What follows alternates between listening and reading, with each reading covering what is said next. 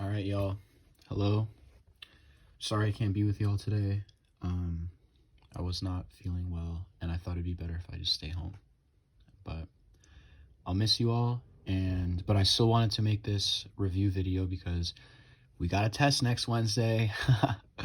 But don't worry, we got this. So basically for today, we're gonna do the same thing we did Friday because I really want you to practice, and I want you to use the classroom time to really get some good practice in. So on your sheets of paper, first, I want you to please pause the video, or not yet, but the first thing we're going to do is find equivalent fractions. So for number 1, 2/3, you have to find an equivalent fraction for 2/3, and then same thing for the next one, and the next one, and the next one.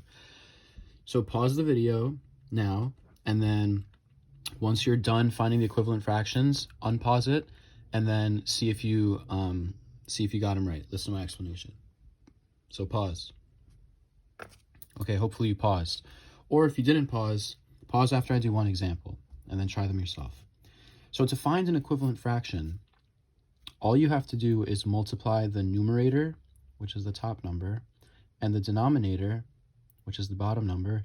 You have to multiply the numerator and the denominator by the same number. It can be any number, but whatever number you pick, you have to multiply the top and bottom by that same number. So let's say I pick the number 2. I'm going to multiply the top by 2, whoops, and the bottom by 2, and we get 4, 6. So, but you didn't have to pick 2. You could have also picked 3. So if you multiplied them by 3, then you would get 2 times 3 is 6, 3 times 3 is 9. So if you picked a different number, then that's fine.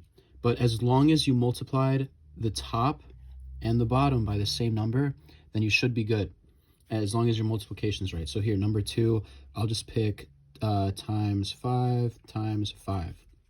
So 4 times 5 would be 20. 5 times 5 would be 25. So again, you can pick any number to multiply by, but whatever you pick, you have to multiply the top and bottom by the same number. So I could have multiplied by 4, but I would have had to make sure that I multiply the top by 4 and the bottom by 4. So just on the test, just make sure you multiply the numerator and the denominator by the same number. So then for these, let's just do times 4 and times 5. No, I'm just kidding. I made a mistake. I hope you caught it. Have to be 4 for both. Alrighty. 3 times 4 is 12. 8 times 4 is 32. Right? Yeah. And then 6 over 9, let's just do times 2. Keep it simple. 6 times 2 is 12, and 9 times 2 is 18. So for this section, all you got to remember is make sure you multiply the numerator and denominator by the same number. Notice how in all of these examples, I multiplied by the same number. Alrighty, next section, comparing fractions. So remember, this means this symbol is greater than, and this symbol is less than, and that's equal to. So literally talk to yourself at night when you study and look at this symbol and say greater than, and look at this and say less than, because it is so easy. It is so easy to confuse these two. So you just gotta, just all about repetition, practice. You just gotta keep saying it over and over until it's stuck in your brain and it haunts you, gives you nightmares at night. There's a greater than symbol coming chasing you down the street. All right, so number 1. Well, sorry. Pause the video and try comparing these yourself first. Pause. Okay, good. So 1/3 and 2/3. So I'm gonna draw this one out. I'm going to draw this first one out. Let's imagine these are chocolate bars. Good old Hershey bars. Let me break it up into thirds. So let's say in one Hershey bar, I got 1/3. I eat 1/3.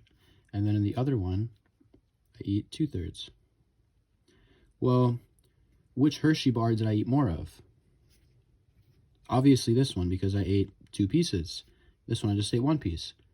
So for that reason, 2/3 is the bigger fraction. But remember, we read from left to right. So that means I'm starting with 1/3, not 2/3. So if you said 2/3 is greater than 1/3, that is true. But in this question, we're reading it as 1/3 is blank to 2/3. We read from left to right. So you got to start over here. You got to start your sentence with the left side. So 1/3 is less than 2/3. Whoops. And you can see that 1/3 is less than 2/3. All right, number 2, same idea. 3/4 is blank to 2/4. Well, I have more fourths here, so 3/4 is greater than 2/4. Now, next one. So it's a little harder because the denominators are different, but you should remember that the bigger your denominator is, the smaller each piece is. So if I have eighths, 1/8 is going to be smaller than 1/5 because you're breaking something up into more pieces, so there's less of it. So 3/5 is blank to 3/8. Well, I have the same number of fifths as I do eighths. So if I know that fifths are bigger than eighths, and I have 3 of both of them, then I know that 3/5 is going to be greater than 3/8.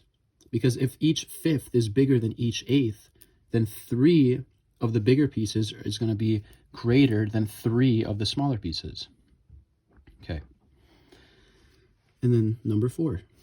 So there's a couple ways you could think about this. Number 4, look at this fraction, 2/3. Remember that if you want to have a fraction equal to a whole, the numerator has to equal the denominator. So if we have a denominator of 3, then what numerator do we need to make this equal to 1 whole? We would need a 3. So this means we are 1 piece. We are 1/3 away from becoming 1 whole.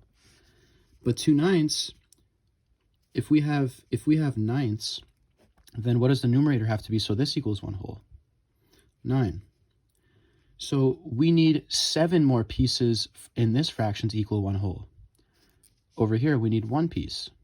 So we can say that since this is closer to 1 and this is farther away from 1, then we can say that 2/3 is greater than 2/9. And then number 5.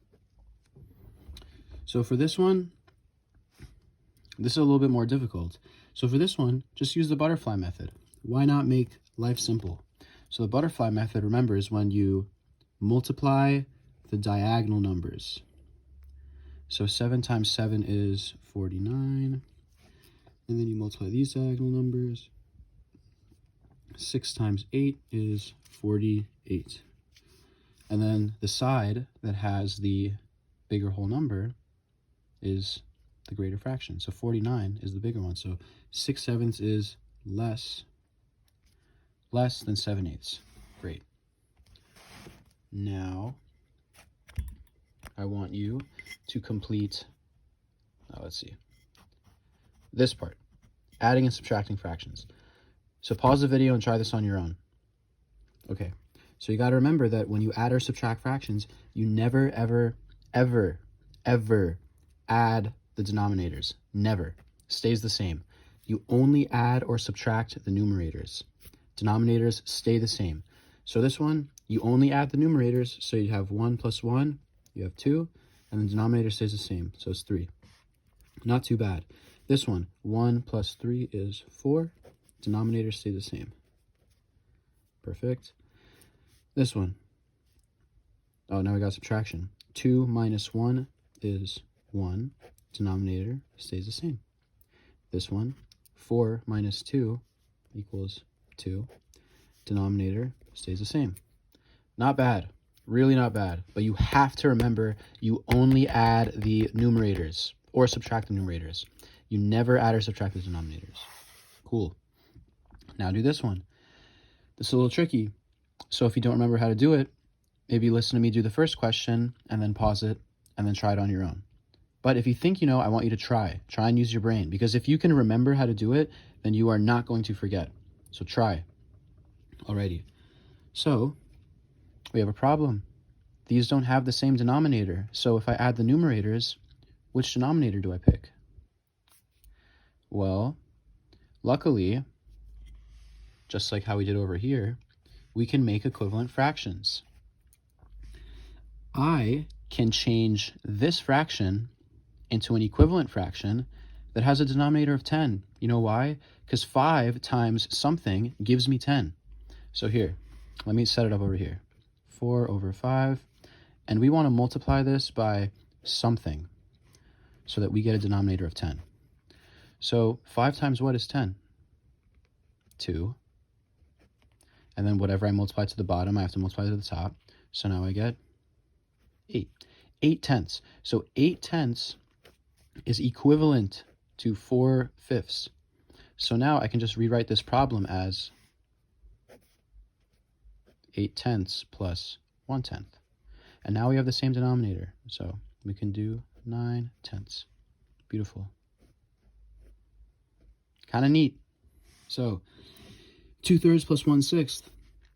I can't add these. How do I add them? They have the different denominators. Oh no. Luckily, you can multiply 3 by something to get 6. So why not change this into an equivalent fraction that has a denominator of 6, and then you can add them. So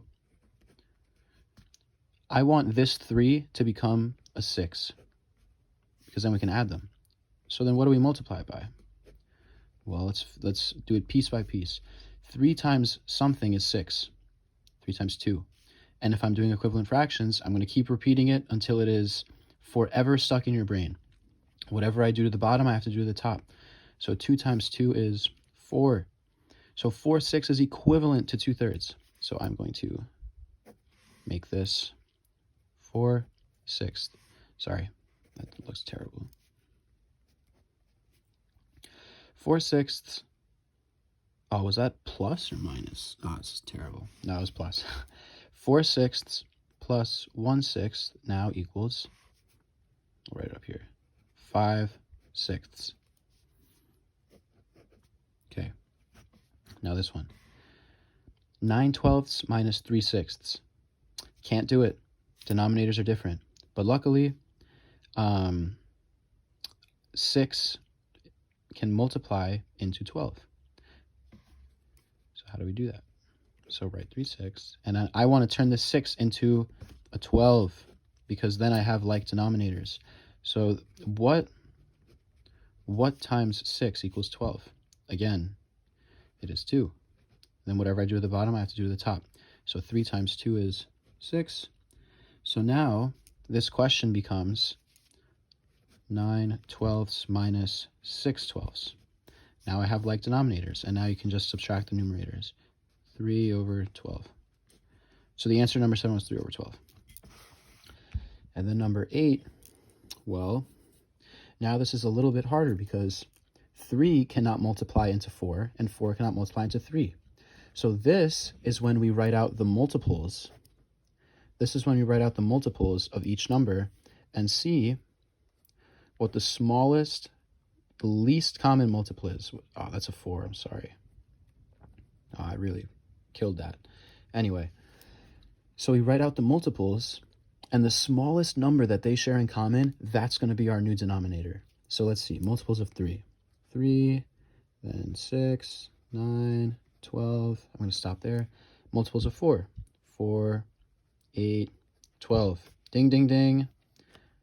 So this means that I can multiply 3 times a number to get 12, and I can multiply 4 times a number to get 12.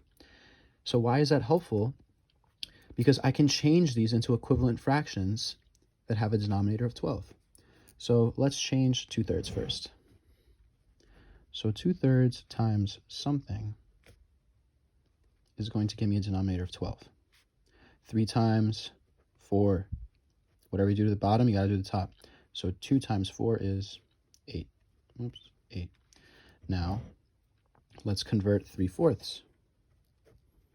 3/4 times something, and then I want a denominator of 12. 4 times what is 12? 3. 3 times 3, whatever I do at the bottom, I do at the top. 3 times 3 is 9.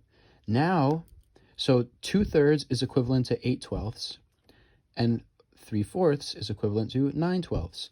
And now both of these have the same denominator. So now I'm going to add 8/12 plus 9/12, and you get 17/12.